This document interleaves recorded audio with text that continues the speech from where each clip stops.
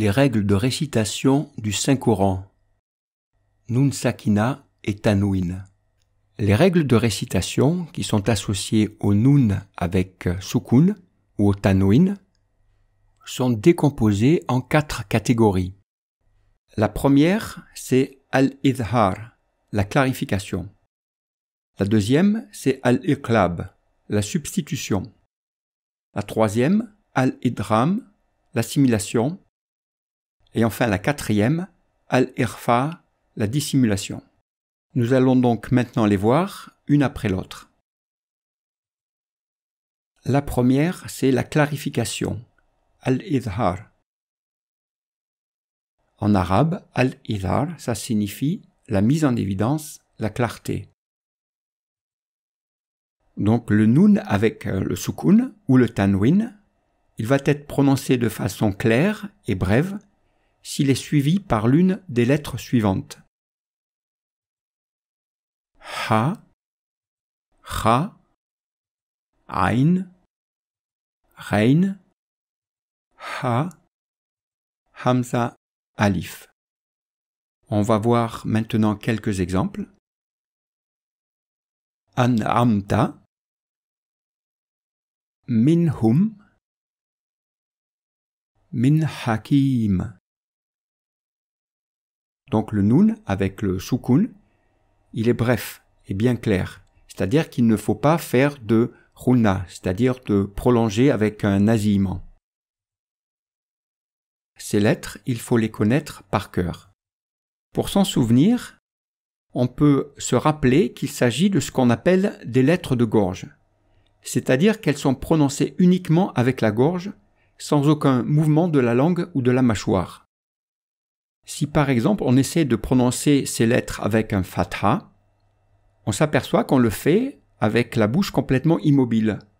Il n'y a aucun mouvement de la langue ou de la mâchoire. Ha, Kha, A, Ra, Ha, A. La deuxième règle qui est associée au Nun Sakin et au Tanwin, c'est celle de la substitution que l'on appelle Al-Iqlab et que nous allons voir maintenant. En arabe, Al-Iqlab, c'est le fait de changer quelque chose de sa forme initiale et de transformer sa nature d'origine. Donc si le Nun avec un Soukoun, il est suivi par la lettre Ba, il va être remplacé par le Mim. Le Nun avec un Soukoun va être substitué par un Mim avec un Soukoun. Le son doit aussi être prolongé avec un nasillement du nez que l'on appelle Khunna en arabe. Dans cet exemple, on dira Rabimam bidi. Ce n'est pas toujours le cas, mais parfois, il y a un petit mime qui est placé au-dessus du Nun pour rappeler qu'il faut donc substituer le Nun par un mime.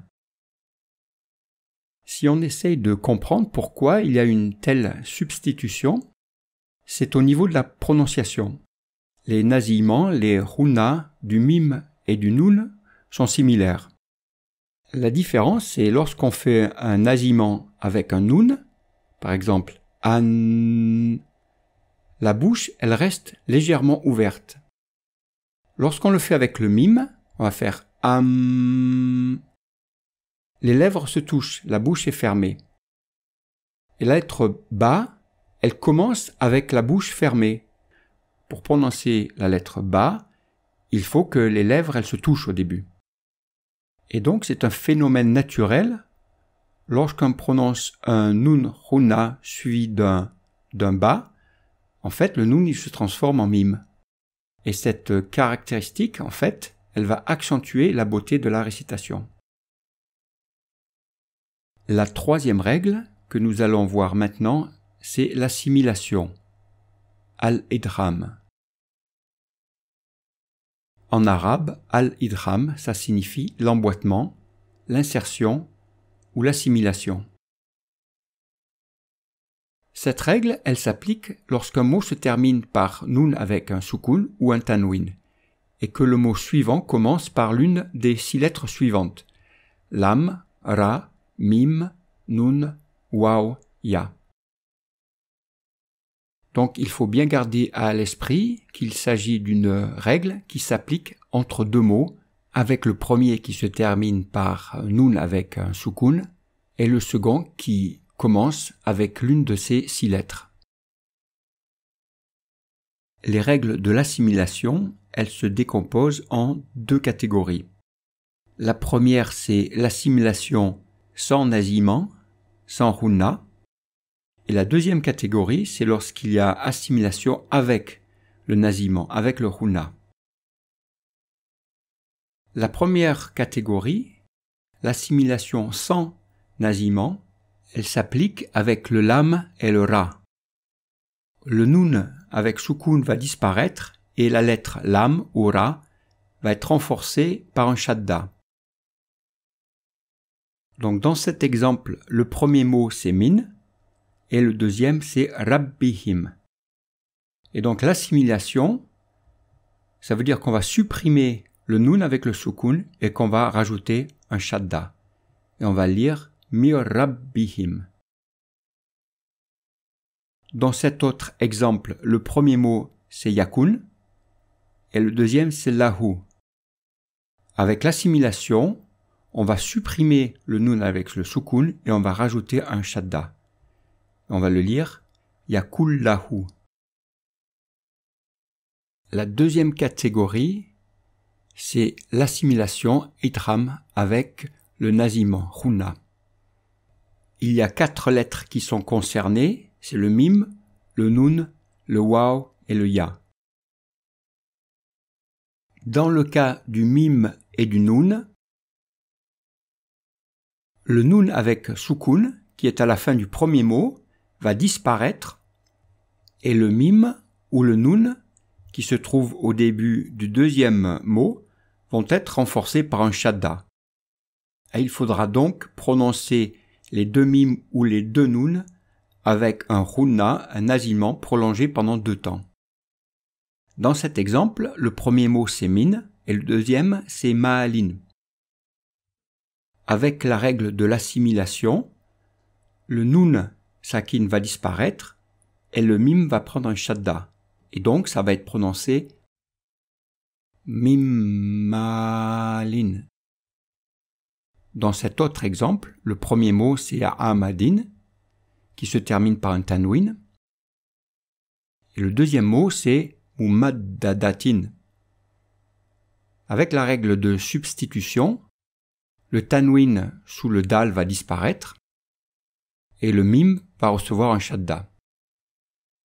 Et on va prononcer a'amadim mumaddadatin. Donc on vient de traiter de l'assimilation idgham avec hunna, avec nasillement, dans le cas du mim et du nun. Maintenant, on va s'intéresser au cas du waw et du ya. Dans cette configuration, le son est proche du son français en, un et on, avec bien sûr un nasillement de 2 temps qui doit être renforcé par un shadda. Dans cet exemple, pour l'assimilation entre man et ya'mal, on ne va pas prononcer man ya ou maïya, on va prononcer man ya ou man ya'mal. Dans cet autre exemple, l'assimilation va se faire entre le premier mot, lahabin, et le deuxième, watabba. Et on va le prononcer, lahabin watabba. On rappelle que cette règle, l'assimilation al-idgham, s'applique entre 2 mots. Dans le cas où le nun avec soukoun serait suivi par l'une de ces 6 lettres dans le même mot, s'il s'agit du mim ou du nun, on va appliquer la règle de hunna, c'est-à-dire le nasillement pendant 2 temps, 1 seconde. Et s'il s'agit des autres lettres, on va appliquer la règle de clarification al-idhar. Et le noun avec le soukoun sera prononcé bref et clair. Et il n'y a que 4 exemples dans le Coran où on va trouver un noun avec un soukoun qui précède un waw ou un ya dans le même mot. Et dans ces cas-là, le noun avec soukoun sera prononcé bref et clair. Dunya, kinwanun, sinwanin, bunyanun. La 4e règle, c'est la dissimulation al-irfa. En arabe, al-irfa, c'est le fait de cacher, de voiler ou de dissimuler.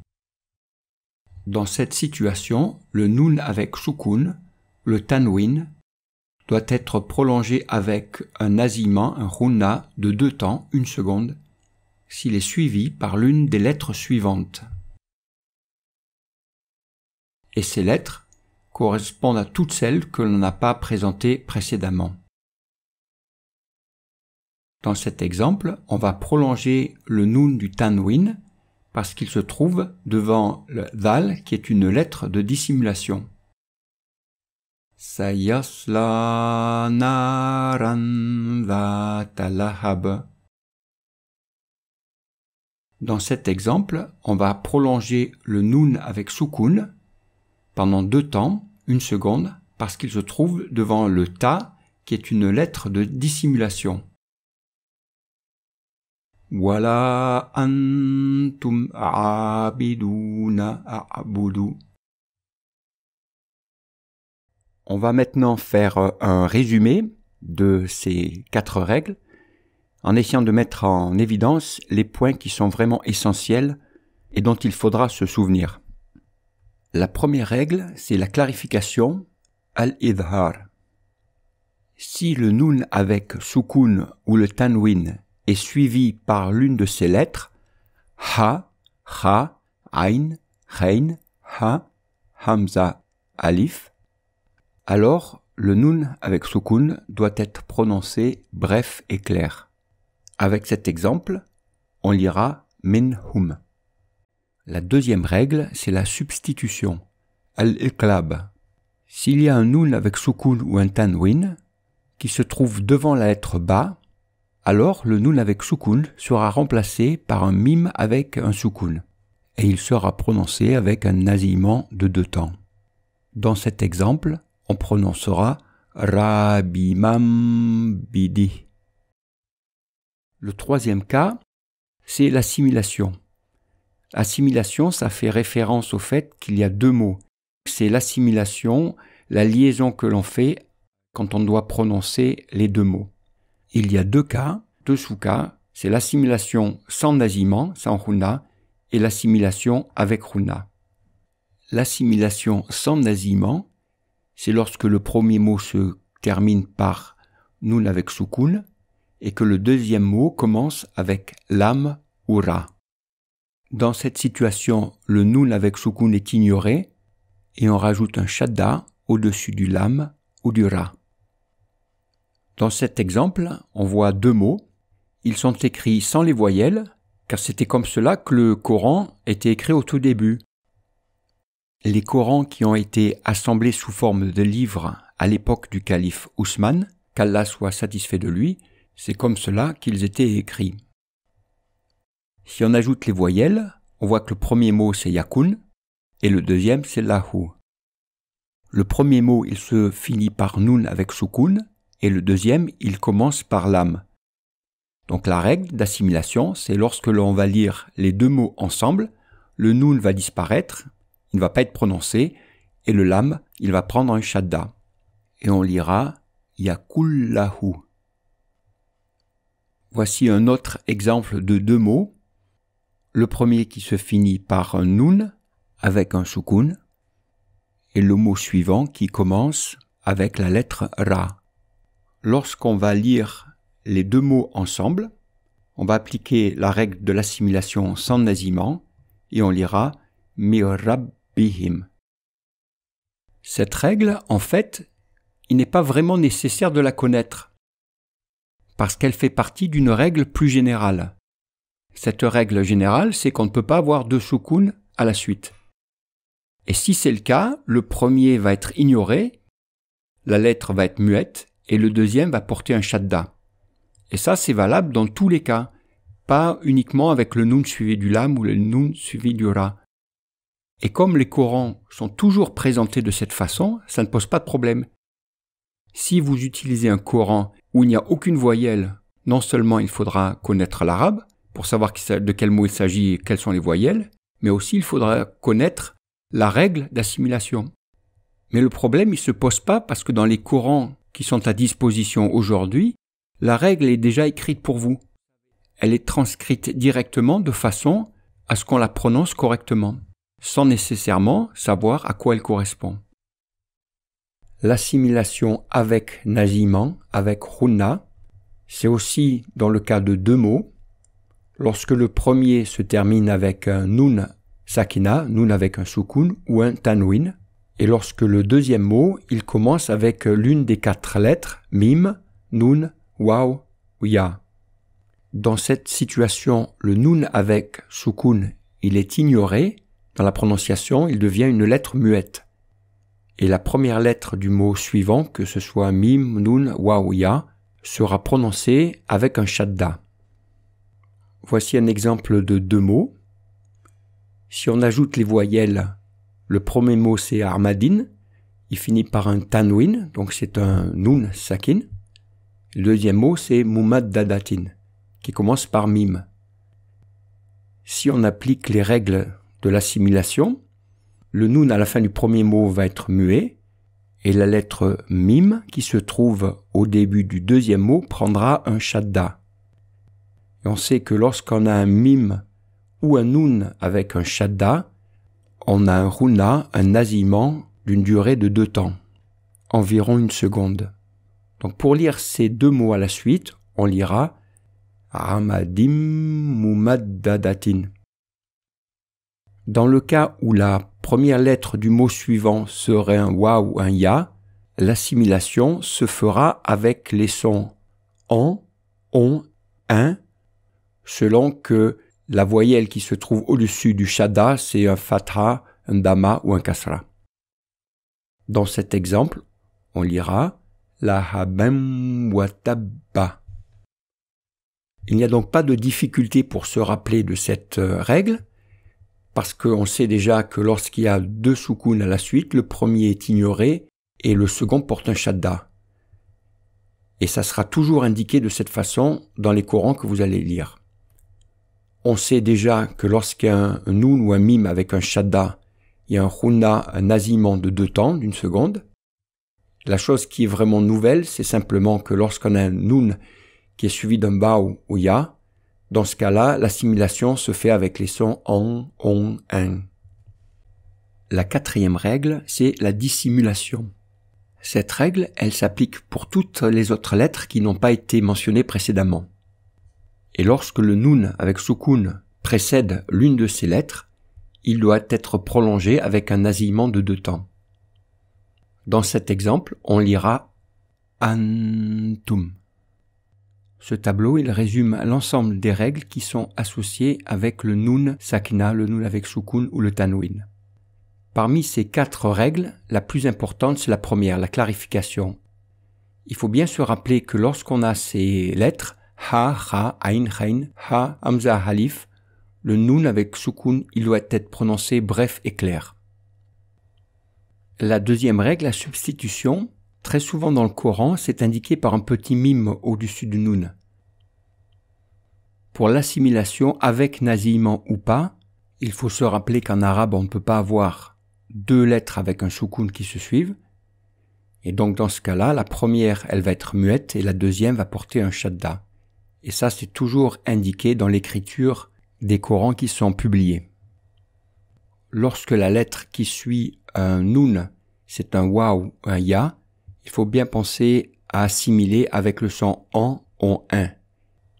Aussi, la règle d'assimilation, elle s'applique dans le cas où on a 2 mots qui se suivent.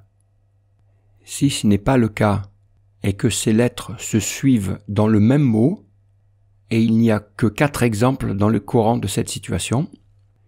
Et dans ce cas, le Nun il doit être prononcé de façon claire et brève. Mais la lettre qui suit le Nun Sakina, elle ne portera pas de shadda. Et finalement, la 4e règle, la dissimulation, c'est pour toutes les autres lettres. Et dans ce cas-là, il faut que le Nun il soit prolongé avec un nasillement pendant 2 temps.